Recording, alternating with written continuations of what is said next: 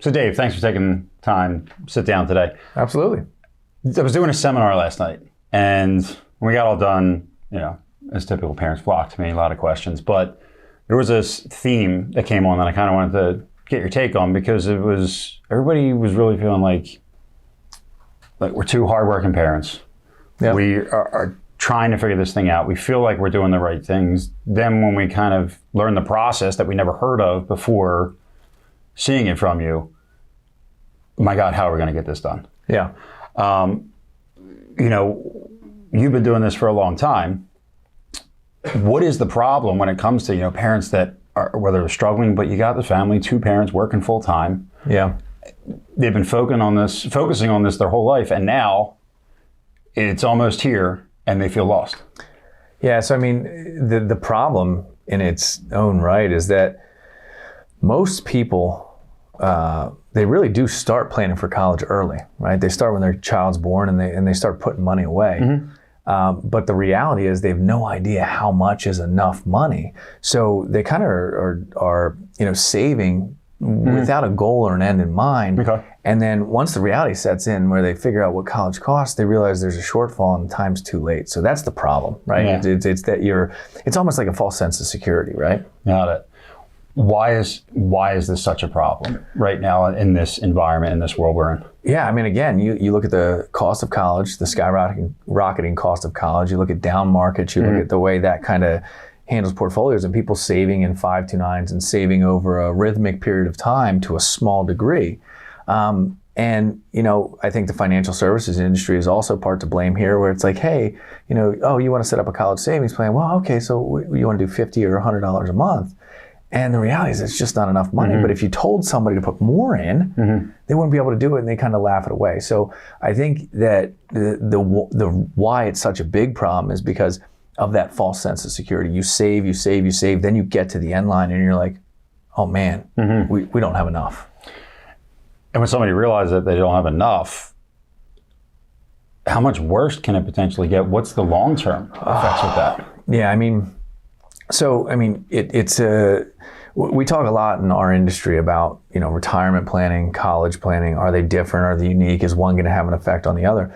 And the reality is the situation gets worse when you realize that, you're mid-50s to late 50s, you're about to write a check for more money than you've written a check for, of money that you don't have. You had mm-hmm. to allocate, move, do whatever. And the end result is if you don't have enough, it's almost instantly, well, we'll just borrow. Yeah. Right.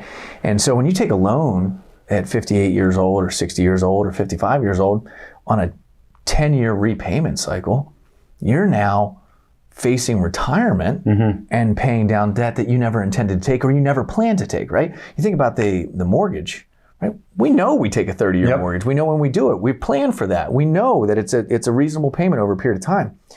But the problem gets even worse from there, because that's one kid. Mm-hmm. Now you've got 3 or 4 kids, maybe 2 kids, and you've got to plan for all of them. And the rate, people aren't used to writing very large checks sequentially, mm-hmm. right? When people do write a large check, it's usually a one-time thing. Yeah. Well, college is not a one-time thing. Right. It's every single year, and it's relentless. Yeah. And I think that's why it becomes such a big problem, because it does affect retirement. Whether you want to believe it or not, do the research, read the articles, it's out there. Mm-hmm. When families figure out that solution and they can solve the problem, yeah, how much better could their life be in the long run? Oh, it's I think let's start with the retirement piece, because I think it's important to consider. Nobody that is in their 50s wants to work till they're 70. Mm-hmm. Nobody, right? You may love your job, you may love what you do, but the idea of continuing to do it into your late 60s and 70s is just not a thing. Everybody in the back of their brain when they started working has this desire to retire early. Mm-hmm. 58 sounds great. 55 sounds even better, right? 60 would be good. 62 would even be nice, right? But if you don't solve the problem, right, you now have a retirement crisis, and your goal of retiring early is out the door. Yeah. So if you do figure out the solution and you choose the school strategically and you go through the process the right way, and you don't overpay, number one, for college, mm-hmm. and you don't have to burden yourself with an insane amount of debt, that early retirement is possible. Mm-hmm. And once you get through the college piece, That's the focus, right? So they are one and the same problem, but man, if you handle it the right way, it just gets that much better. Yeah. You mentioned a lot to unpack with a lot of different topics. Yeah. Tell me a little bit about what you do and how you address those issues. Yeah, so I mean, for the last 15 years, I've really been serving the communities around my local area, and more recently, we've gone national. And we've really helped students and families make sound college admissions decisions, and help them kind of eliminate the burden of the financial burden, the inherent financial burden of higher education. We bring a different approach, right? We don't look just at retirement. We don't look just at college. We don't look at money aside from admission. We bring all of that together. Yeah. And when you make a sound choice of the school you go to, and you do the right planning financially, man, it's fantastic how it works out. So again, we've just spent our time focused on something different, something that we believe has a more lasting impact on multiple generations, something that when I put my head on the pillow at night, I can sleep soundly, because I know not only did I help the parents preserve their retirement and make it a possibility, but I also helped the student launch into a fruitful career with minimal debt. Yeah. I'll say it sounds a little complicated, but Yeah. Because the next question that parents ask after some of the things that you're saying is, when should we start this? Yeah, I mean, so the lesson here is start as early as possible. And I think that goes right back to the first question, what's the problem? Yeah. So everybody does start early. The reality, unfortunately, is that they're starting without all the facts and the information about it. So they start down a pathway of savings that and planning academically that doesn't really have the end game in mind, right? And so you go back to some of the books of success. It's about begin with the end in mind, right? Yeah. Stephen Covey. And so the earlier you can start and get a really good grasp on the financial aid formulas and how it will work for you, and whether you need to plan one way or a different way, right? There are some families that aren't going to get need-based financial aid. They're going to have high expected family contributions. Doesn't mean they don't need to plan, right? They still have to make those resources available and be willing to write that check and have the liquidity to do so. So I think ultimately the lesson is start as early as possible and speak to someone that knows what they're talking about, right? That's it. And it's not someone that knows what they're talking about interest rates or growth or money. It's somebody that understands the college situation and the financial situation and can bring those together for you. Got it. So you say start early. How does a family that is facing this, college, whether it's 10 years away, whether it's 2 or 3 years away, where should they start?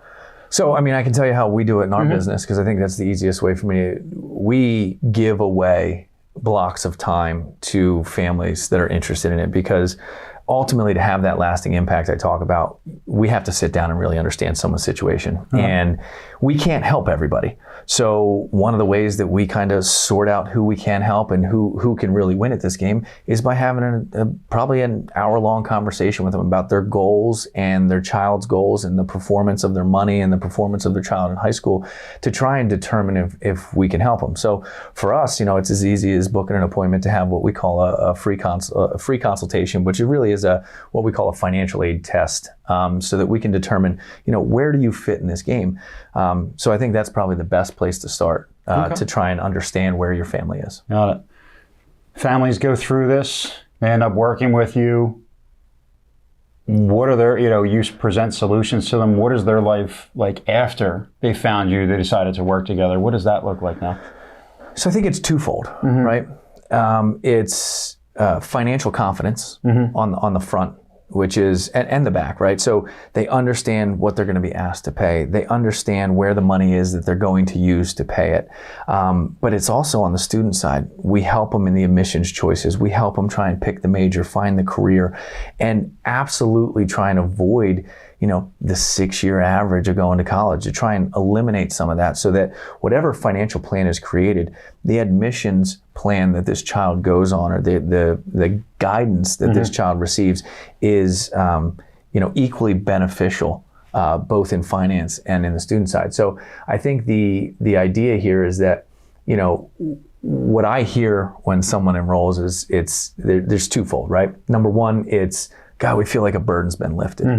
The second thing is, man, we wish we met you 5 years ago. Right. We didn't even know people like you existed. And so, there's a lot of gratitude when someone joins our organization, which gives me personal pride in what we've been able to create here. So again, I think it's really mastering both sides and knowing that you're doing it for a particular reason with a particular goal. Yeah. Somebody's listening to this, they're saying, that is me.